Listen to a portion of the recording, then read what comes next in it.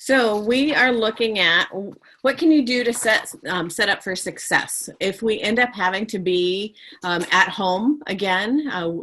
At this point, the hardest thing is we don't know what it's going to look like in the coming weeks. So if we need to be at home, what can you do to support your students, support yourself? So we're going to be talking about understanding grief and coping during this time period, setting up routines, looking at how do you supervise your child in this new time, and then how do you create a new normal? If you're at home again, at the end of last year, as you all know, it was a quick turnaround. Now we'll have, if we do it again, it could be a quick turnaround, but I think we have more information to be able to be more successful with it. And how do you set and teach expectations for your child or children? And then simple strategies that you can use to support your child at home. And then emotional well-being for your students and for yourself. So that's an overview of what we're going to be looking at today. Next slide, please. All right. Unfortunately, as pretty much everyone in the world knows, sorry if there's feedback, the whole world is kind of going through some grief.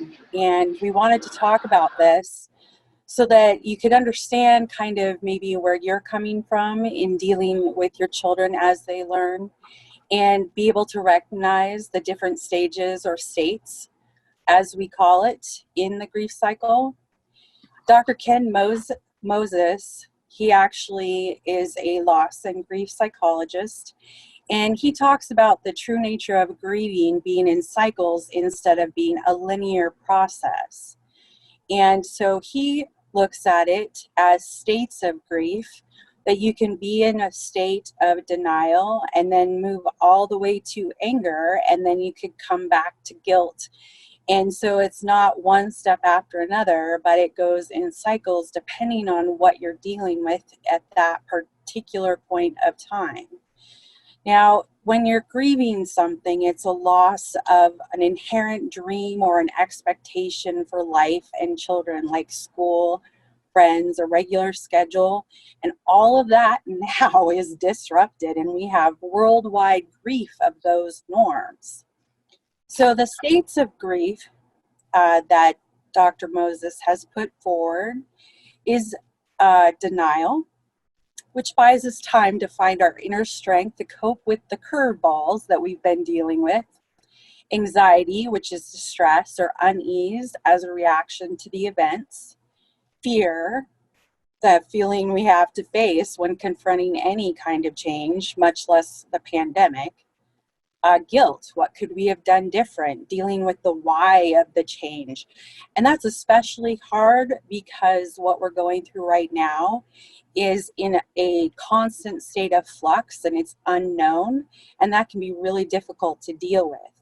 And then depression, finally accepting this change and allowing the feeling of sadness into your consciousness so that it can finally get to the step of maybe going out.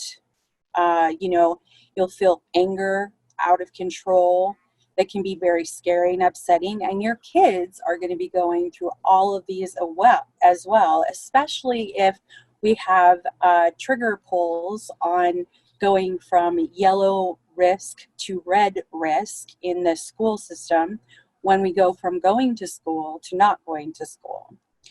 So something to remember, we are always adjusting. We're always moving forward towards new dreams.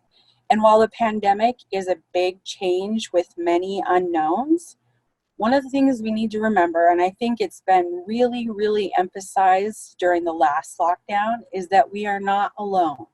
There's always someone to reach out to. And if that's, what you need, all you have to do is pick up a phone or, get on the computer. Right now, there's a lot of people out there that want to be there for you. Next slide. Okay, the next set of issues that we're going to talk about are setting routines. So for, Terry. oh, I'm sorry, I took over. Sorry there. Go ahead. So just one talking about the states of grief when it comes to kiddos. Some of the changes in schooling that you might see are new schedules, constant cleaning everywhere, masks for everybody, even little kiddos, the constant possibility of lockdown, maybe even all virtual learning required. And then, of course, there's this big issue of childcare because the school acts as inherent child care for a lot of people. Does anybody else have any ideas or any thoughts on other changes in schooling that are nerve-wracking or kind of you're anxious about? You can put that in the chat box.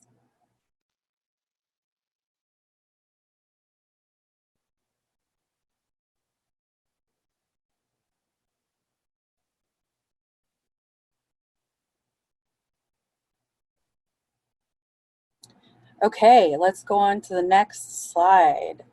Yeah, chance to practice social skills, social emotional, big, big, big thing. And we will talk about that a little bit later. All right, Terry.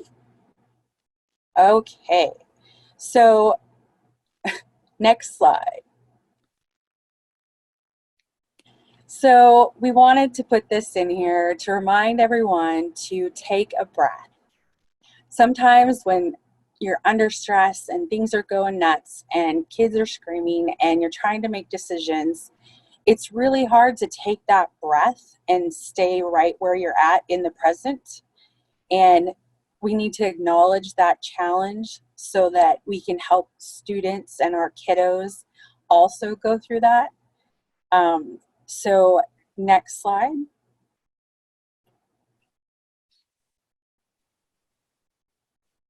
So is this slide up? I lost it. Sorry, I was having issues with Okay. switching the slides.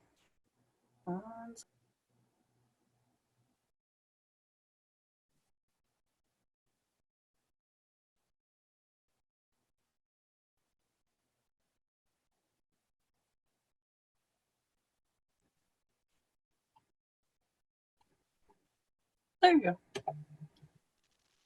Perfect. Thank you. So looking at the setting routines, I don't know about you, but as an adult, I do better when I have a routine. I'm able to function a little bit better and there's a lot less unknown, and kiddos are the same way. So, and you need to find a rhythm. We know that older kids do better if they get more sleep and can sleep in. Younger students are able to typically do better if they have subjects that are heavy hitters in the morning, like doing math, doing reading, doing those things in the morning when they're more aware and they're not starting to tire out. So find what works for your child or children, and knowing that it could be different. The big part of this is that it might look different for all of your children in your household. Do frequent check-ins. And rather than just say, how are you doing? Or how are you feeling? Give more open-ended questions. So, you know, is there an emoji that they can show, one of those emotional charts that they can show you the faces of how they're feeling? So being able to check in with them, and if you need to provide a little more support because they're having a hard time, you'll know that they are having that hard time. And looking at consolidating learning, where a lot of times students might reread things they may not have at home. They may not have a lot of interaction. In schools, we try to help them move their learning forward by having discussions. So if they could share what they've learned with a sibling or with a parent, there was an example of maybe even calling a grandparent and FaceTiming with a grandparent to be able to share what they were learning. So being able to do that, letting your child do those types of activities will help with their continued learning, even though they're not in the classroom. And then consider their passions and see what they would like to do. What are some things that they're interested in? They might do projects at home. They may want to do more hands-on activities. And although there may be some activities from the school, feel free to use everyday learning in your house, and go ahead and let them show. You might not even know what they really like, and your child may be able to share that with you. And make sure there's playtime. They definitely need brain breaks, and play helps with that. And if you allow a child to stop that academic learning, and for younger kids, their attention span is a lot less. So, could be every 5 to 10 minutes, giving a little brain break. And it could be 20 to 30 minutes for an older student, but it really depends on the developmental level of your child. And we talked about, those of you who were here last time, we talked a lot about the developmental level, not necessarily the chronological age of your child. And if you're not sure where your child is functioning, being able to talk to a teacher, their classroom teacher, their special ed teacher, to get that information will be helpful. And then the other thing is life happens. So you want to make sure that you are flexible within your schedule. You see, here's a suggested daily schedule, but sometimes things happen and you have to move the schedule around, or, something may not be done one day, and that's okay. Structure is important, but also learning that sometimes you are not going to be able to stay with that schedule every day is going to be important. Next slide, please. So for supervision, who's going to provide the supervision for your child, especially if you have to work? It might be a family member. It could be a sibling, depending on the age of your children. Maybe looking at a friend. And then with some kids, we're looking at, they're going to be able to supervise themselves, and their parents are going to check in. We talked about that checking in time period. So if they're able to do that, that's what we would like them to do. Our goal in everything that we do is to help children be as independent as possible, and provide them the support to get there. And sometimes it looks like you may have a student with a learning disability who's in high school, and you think that they should be able to do the learning on their own. And depending on what their challenges are, they may not be able to. And that's okay. You accept them where they're at and help them move through and learn how to develop their executive functioning skills to be able to be more independent. But they need the supervision and the check-ins to be able to do that. Next slide, please. So creating a new normal. So one of the things that you can do every day is check in. And at schools, especially for the elementary and lower elementary kids, they come together and they have calendar time. They work on developing that rapport, getting ready for their day. And you can do that at home too. And that through that is, looking at the schedule. How is it going to look today? Give the student some choice, and then throughout the day, checking in to make sure that they're getting what they need, and they might need more brain breaks. So if they're not getting enough brain breaks, then you want to incorporate that as your new normal. Sometimes we think that kids should just be able to sit for long periods of time. I always try to think about myself or adults that I know, and we can't always sit for long periods of time. So it's hard to think that a kindergartner or second or third grader are going to be able to do that. Get input from your kids about what the schedule should look like and what kind of activities that they would like to do also.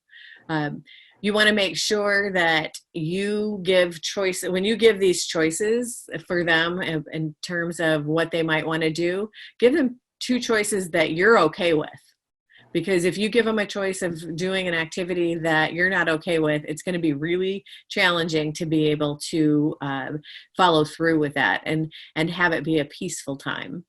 And make sure that you're individualizing for each of your children. I know that I've talked to some people who've had 4 kids at home at the same time, and trying to get on the computer at the same time or give attention at the same time. It just doesn't work. Bandwidth is the first problem. And then being able to look at their individual needs is another challenge that you have. And how are you going to spread yourself then if you're the one who's doing the supervising in this new normal? And then you want to make sure that you can establish a flexible learning space for throughout the day. So there may be in the morning, this is where the child's going to learn, and they have their more traditional look, but it's been shown through research that if children get to personalize their learning spaces, that they are more apt to be engaged and enjoy what they're doing. So they might want to go to the couch at a certain point during the day to work on something that doesn't require them to be at a table. So they might have to watch a video, and there's no problem with them watching that video on the couch. But you also want to make sure that they know and they know the expectations as to, this is when we go to the couch, this is when we're at the table working. So getting their input for that also is really important. So the new normal is definitely going to look a bit different even than it did last quarter if we're back at home learning. Next slide. So setting and teaching the expectations. A lot of times we believe that children innately should know what we're thinking and how we think they should behave. We know this, but we sometimes forget. And so some things that we can do and when we're setting the expectations is to have visuals for the expectations. We're in a time period that is really challenging, and a child may know what they're supposed to do, but because of the challenges and how the brain responds to trauma type situations, they need to be able to see and have reminders of those expectations. And you want to state the expectations positively instead of saying don't run, because they're going to hear run. Say what you're expecting, and that would be for them to walk. So state it positively, and then create routines so that your child doesn't have to guess what needs to be done. So you set the schedule, and then within there you have your morning routine. Are you doing a certain type of activity, and that's what they're doing each day. The going out for their brain break, is it that they can put their things away neatly and then go out, or do you want to have an end of the day so that they feel like school is done routine, so that they don't feel like school and home are always the same place, even though it is. So you also want to look at specific behaviors similar to school. At school, it's expected that students are going to be respectful, that they're going to show responsibility and complete their work, and that they are going to help others if they need to help others. So developing and continuing to develop, those skills are going to be helpful for when they transition back into the school setting, or if they're going to school part-time and then at home part-time, it helps with keeping the consistency. So if you have an expectation, and I wouldn't have more than 3 to 5, and they should be short expectations, especially depending on the age, keeping your hands to yourself. And a lot of times in school, it's making sure that you are taking care of property. You need to teach what that is. Even though you think your child might know it, teaching it and explaining it and practicing it. One expectation may be the hand washing. So, teaching them the 20 seconds of what that 20 seconds looks like, explain why you're doing it, and then practice it. It's good. That will be another one of those specific behaviors that are going to go back and forth with to school too. And use positive reinforcement. Praise is a big one for our kids. And it could be that you're going to find something that is a reinforcer for your child. If it's not going to be a verbal reinforcement, a tangible reinforcement that will encourage them to practice. And then the last one is to revisit the expectations. Don't forget that in this changing time, in this stressful time, you might think that they should remember. You've probably said it over and over, and you probably feel like you've said it 100 times. But some kids need to hear it 100 times. So revisiting it and trying to keep it positive, a positive note. So an example would be, rather than saying, I've already told you that 15 times today, it's like, oh, okay, next time, rather than writing all over your paper, you're just going to write in this area. So doing it in a positive way so that it's not as negative for the child. And again, practice, practice, practice. Next slide. Okay, so now we're going to talk about some strategies. These are strategies that are used in home and in school environments, and they include behavior-specific praise. So instead of saying good job, you say good job on tying your shoes after I asked you to, and that helps reinforce the positive behavior of doing what they were asked to do. Choice. So a lot of people think choice, and they think all the different choices that they have. And as adults, sometimes choice can get a bit overwhelming. Well, it's the same for a kiddo. If they have lots of choices, it's really hard for them to choose. So by giving them a limited number of choices that are acceptable to you, the child knows that they then have some control while you are able to point them in the appropriate direction. Pre-correction is a big strategy, and you might even do it without thinking about it. What that is anticipating a problem behavior before it happens and setting a gentle reminder. So just like Terry was talking about, walk instead of don't run, saying before they even go out in the hallway, or before they go wherever they're going, to walk. Remember to walk. And then active supervision. A parent would position themselves so that they can observe all of the children, especially if you're trying to do many children or several children at once with the learning. And that's watching and listening at all times to keep an eye on what's going on, and maybe then get in with it with them, if they need some engagement. Allow frequent brain breaks. Terry's talked about this a couple times so far. And one of the things I like to talk about when I talk about brain breaks is a brain break isn't just a cessation or a stopping of the learning environment. It's also a turning of the brain use. So let's say they're really focused in on their math homework, and that's what they're working on, and their brain needs a break. A lot of times it'll refresh the brain if you switch to something that's on the other side of the brain, so they could do something physical, which uses a different part of the brain. So brain breaks don't necessarily mean just sitting still or vegging in front of the computer. It could be something that's different than what they were doing, so that it re-energizes their brain and gives them a break from that particular area being worked. Then encourage productive struggle. Productive struggle is not knowing how to solve a problem at the outset. That is usually what learning is all about.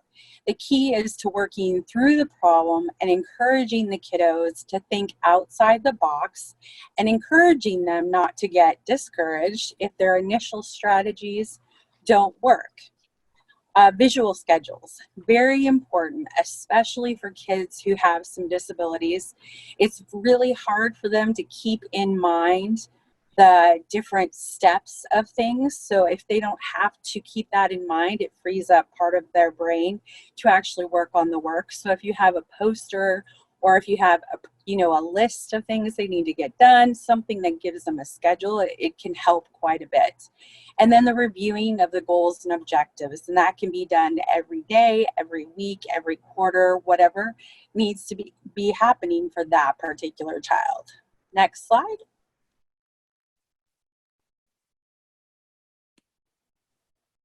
Okay. Now we come into the emotional well-being. And this one, I think, has been difficult for all of us because humans as a species are very social. We're very, even as introverts and loners, we still need to be around someone sometimes. So what we try and do as educators, parents, teachers, we try and teach and model and even reinforce those social emotional skills that those kids are starting to learn. So self-regulation, learning and helping to teach them what they're feeling. So if they're getting angry, you can ask, how are you feeling? So that they can put a name to their different emotions. And then you can say, okay, well, how do we deal with anger? How do we deal with happiness? How do we deal with sorrow? And by helping them and teaching them, that will help with their own self-regulation. We have mindfulness, which is sometimes just teaching a kiddo how to breathe. Sometimes when you're so angry and so upset, your brain literally will shut down. So sometimes they can't even hear you when they're totally escalated. So sometimes it's just, okay, let's breathe. And then relationship skills. This can be especially hard when we're not in class, when the kiddos are not in class. And one of the things that I've seen a lot on Facebook and social media is having Zoom play dates, so that your kiddo can actually get together, or, over FaceTime or Skype, and have a video, they can both be playing and have the phone set up so that they can still have that interaction. And then, of course, it's important that we provide support when needed.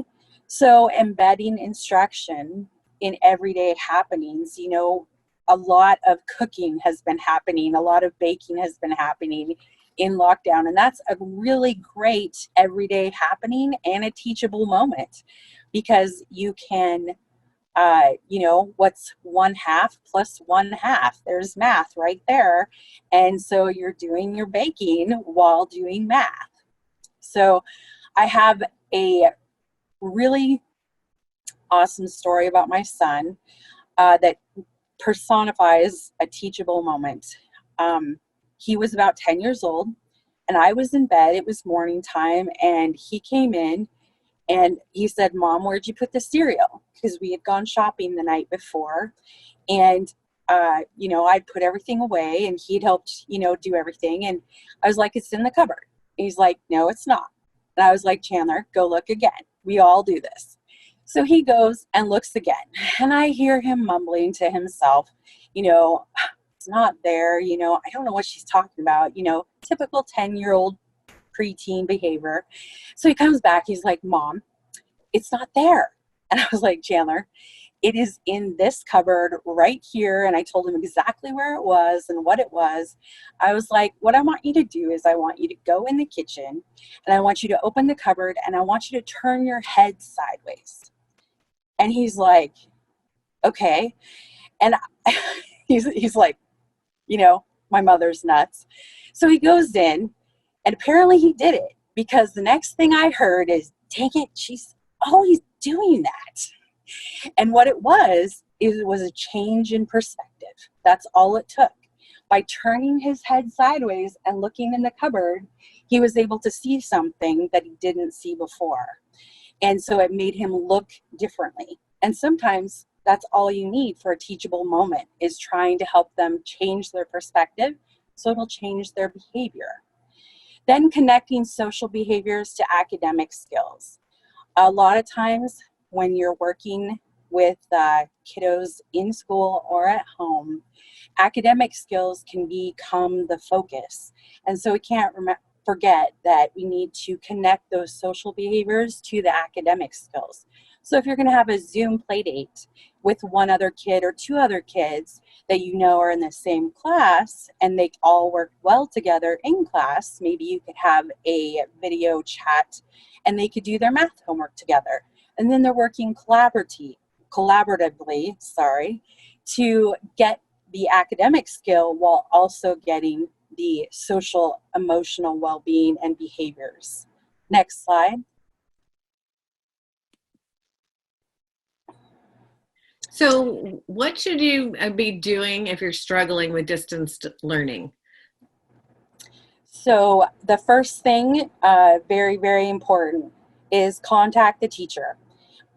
If you have a kiddo that is mostly in resource or special education, contact the SPED teacher or the case manager for your child, and they can help you with any concerns.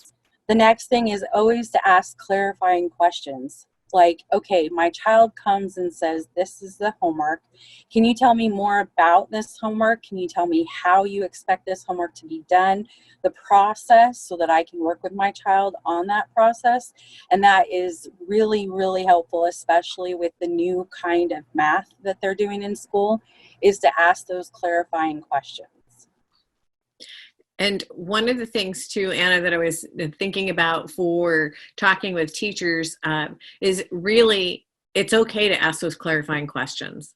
And to talk to the case manager, and that would be the person who's typically running the IEP, at least in our district. The case manager is the person running the IEP meeting, and realizing that we're all in this time period of not knowing some, things going on. So there really is no silly question, or if we don't communicate, it's going to be even harder for the kiddos. So making sure that you feel comfortable, or that you do it even if you don't feel comfortable, in talking to the teacher. I would really like to reiterate that, because I think that will also take care of some problems that might naturally come up. So what do you do if you have IT issues? So with the Fairbanks School District, we have on the parent page a parent navigation page Next of slide. the district tech. Thank you. The next slide, please. So if you could hit the left-hand parent navigation of district tech link, Katie, yeah. So for our district, this is what we have on the homepage, and so you can be looking at the how, as simple as how to log in and out of Google. Where do you get the numbers? Your child may not remember their student number. It gives you a way to figure out how to get that student account number for Chrome. Looking at class link. We also are, for Fairbanks, we have this on our website, the class link, and it has lots of different videos, lots of different curriculum on it. And so being able to go through that curriculum, sometimes it's hard, you might not be able to get access to something, and it might be really simple. And it just takes a question. I know I call our tech department all the time because something goes on and I don't know how to fix it. And it ends up being a button that I would have never gotten to, and I would have spent a long time trying to figure it out. So one of their highlights is getting questions, because they have the knowledge and they love sharing that knowledge. So looking at Google Classroom, how do you do that? And then look at Power School Learning. Not all students are on Power School Learning right now. We're looking at Google Classroom for students, or Seesaw for the younger students as a platform. And then for the older students, we're looking at using Power School Learning. And so having access to all of that is really important. But the most important part of this page is being able to look at the email if you have questions. So what you want to do is you can email them and they'll get back to you. And the link will be there when you get this. And you just want to, my hope is that you'll feel comfortable enough asking the questions, because it gives you information and knowledge to be able to support your child at home. And there's enough struggle going on just with the changes that we want to make it just easier for families to be able to get the information they need to be able to do the learning if it's happening at home. Next slide.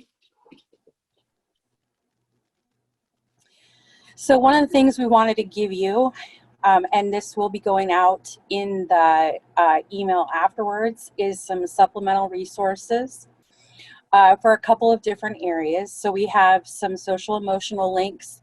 One in particular is for the Fairbanks district. And then we have a social emotional learning activities website listed here as well. There is the homeschool option. If you decide that you don't want to live with the unknown back and forth, and you can do the homeschool option, the Fairbanks North Star Borough has a great program called Best. So you can always take a look at that. We do have tutoring and tutorials that we have access to here in Alaska, which we're really lucky to have.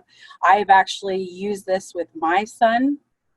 Tutor.com is pretty fantastic. You get logged in and you actually get assigned a tutor based on your question. And they'll work one-on-one with your kiddo through the problem or through the homework.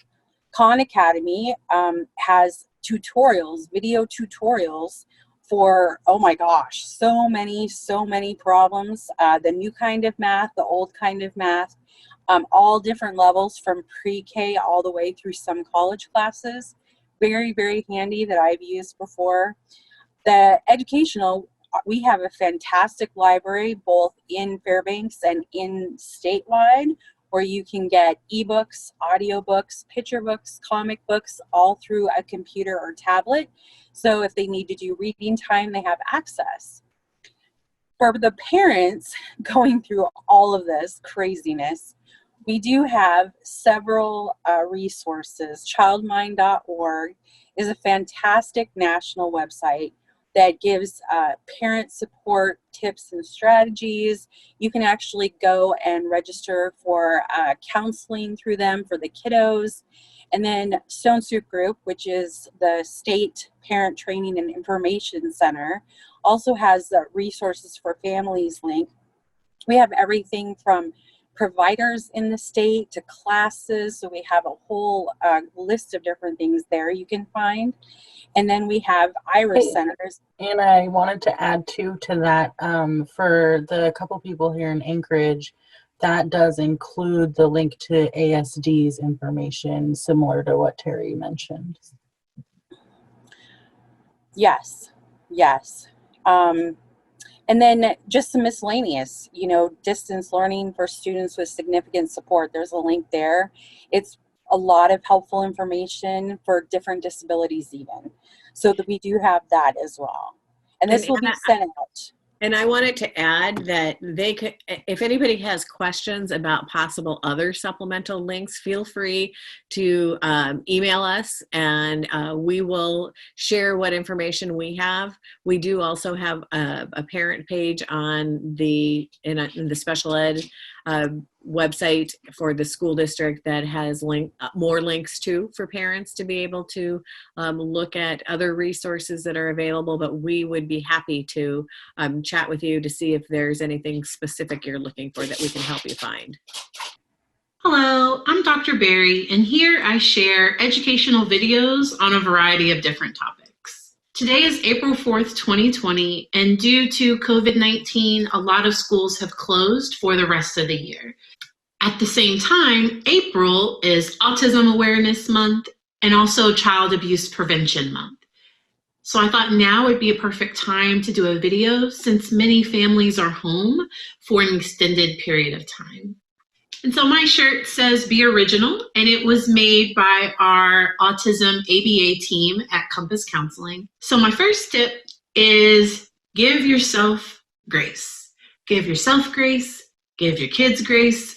We need to give out a whole bunch of grace because things are hard for everyone. Parents are now trying to figure out what they're going to do if they've had financial changes. Kids, schools are closed.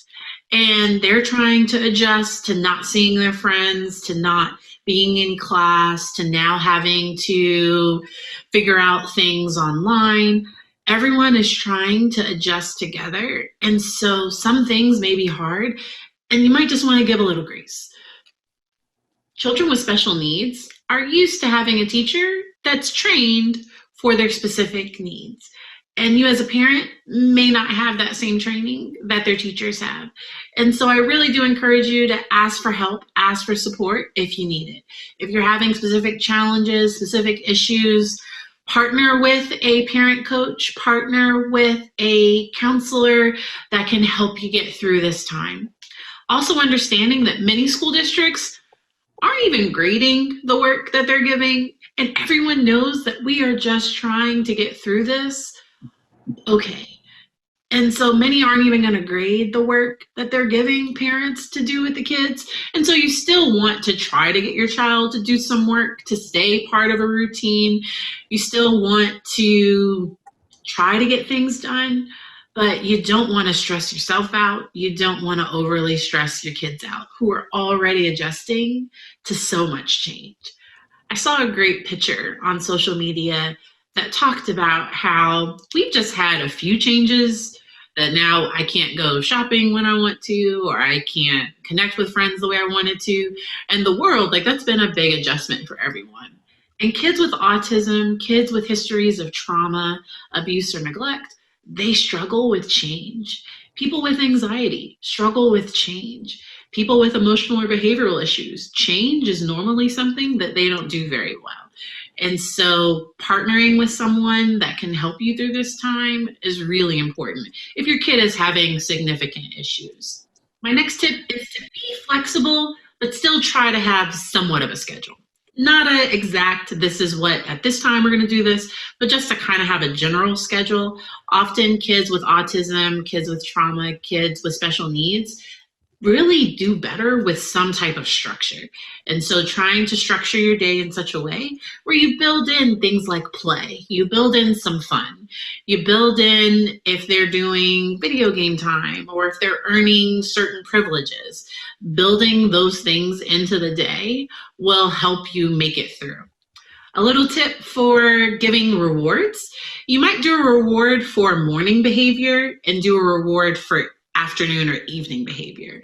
Something that I've learned is once a kid has had a bad attitude or they've lost a privilege, sometimes there's not a lot of motivation to turn that around to do something better. And so that's why if they've had a rough morning, having them be able to earn something for the afternoon, it doesn't have to be because maybe, yes, they lost electronics for the entire day, for the week, for whatever, but maybe they can earn reading that special book that they really like. Maybe they can earn something because then it gives them some hope.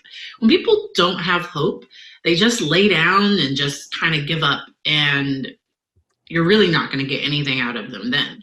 And so figuring out ways to motivate your child to, and at the same time, like I said, back to number one, give them some grace. Figuring out ways to motivate your child. Everyone's motivated by different things. Some people are motivated by little treats or snacks. Some people are motivated by being able to get outside. And so figuring out what really motivates your child and adjusting things, because you might have one child that needs a little bit more reinforcement, and then you might have another child that does just fine. Self-motivator, they're doing just fine, which is great. If you as a parent, if you're trying to work at the same time that you're trying to teach your kids, managing your own emotions during this, because kids feed off the emotions of adults. And so the more stress you get, the more stress they get, the more stress they are, the more stress you, and so the parent managing things. And so you may need to have a built-in quiet time, a built-in meditation, or some time where they just go and read in their rooms. And you can, and if they're old enough to do that, building in that type of time can really help you as a parent reset. I have a 2.5-year-old who still takes naps. Thank goodness. And so that time is often where I get to record these videos, but also that's also a time where he gets to de-stress, relax, and I also get to reset myself.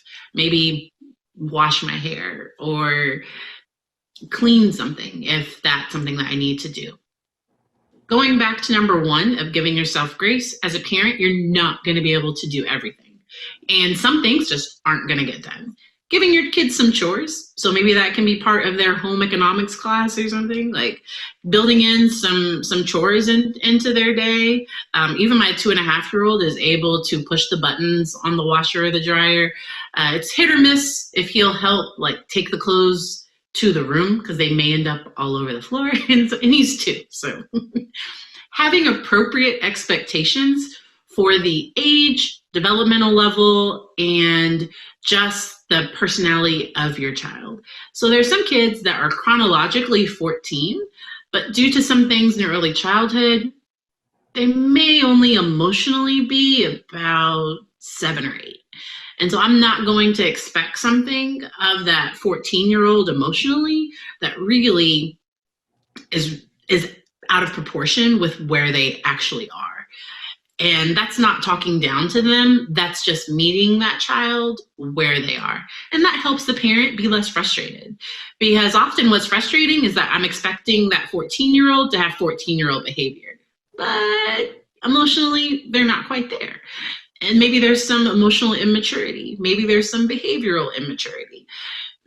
And so figuring out what things help to meet that child where they are can be really helpful and take a lot of stress off the parent, where they're not as frustrated and upset. Along with making sure to make time for some meditation or some quiet time, you also want to get some physical activity, whether that's doing PE, putting on some tennis shoes and, running up and down steps, and nothing like crazy, but maybe building in some positive fun things. Maybe there's an old Twister game, or maybe there's something fun that you have that you can build in. Here in America, we're still able to go outside in most places. And so going for a walk as a family, going for a nature walk, maybe that can be part of science class or something. Identifying the different rocks that we see, or identifying if the kids are learning about the types of clouds, identifying the clouds that you see, or just going for a nice walk. That can often just help give that energy that's building up some place to go. Knowing your kid and seeing when their energy is starting to build up, and okay, they probably need a break. Some kids need a break every 15 to 30 minutes. Some kids need a break once an hour. So just kind of knowing your child, and on a different day, they may need something different. And so that's where that flexibility really just comes in handy and makes everything way less stressful for everyone. Normally they would be in school from 8 a.m. to about 3 p.m. You are not going to try to homeschool them for that amount of time. Like, normally your teacher can give you a heads up about how much time should these things be taking. It may take anywhere from 1 hour to maybe 3 hours. And so, but just building in school time, and it's probably not going to be all day. And so figuring out what other things you can build into their schedule, into their activities. Also making sure to connect their social needs. And so if there are safe ways to monitor their social media, to monitor their Zoom or any type of groups or things that they're doing, making sure that they're connecting with their friends. I have another video on tips for parents to monitor social media that I'll link on the YouTube channel. And then the last tip I have is just to have fun. This is a difficult time, and just to get through it together, get through it, having a better relationship with your kids, with your spouse, with your friends. Let's get through this in a better space than where we were before. And there are lots of great resources online, connecting with your child's teacher because they may have recommendations for you. And then just realizing everything isn't going to get done. There are going to be some days where it's, okay, we didn't get this done, no problem, moving on. And just not feeling guilty about that and letting your kid be a kid. This is hard for the adults. This is hard for the kids. This is probably hard for the pets who are used to you going away and now you're home all day. My hope at the end of this is that we're better, we're stronger, we're in a better place than we were before. Since this isn't something that we have any control over, and unfortunately we don't know how long we're going to be in this situation. And so a tip I wasn't planning on, but it's really important to also prepare your child once they are going back to school, because that's going to be a difficult transition. You all have all been home for an extended period of time. They got out of their routine, because just imagine how much kids get out of their routine for summer. And now we're going back to school. And so just preparing your brain, okay, so what ways can we help them get through this transition? What supports do we need to have in place? Maybe a month or 2 months, depending on your child, before school, we need to start switching back to that school schedule once schools do reopen. And so that's just another little tip to help you get through this time.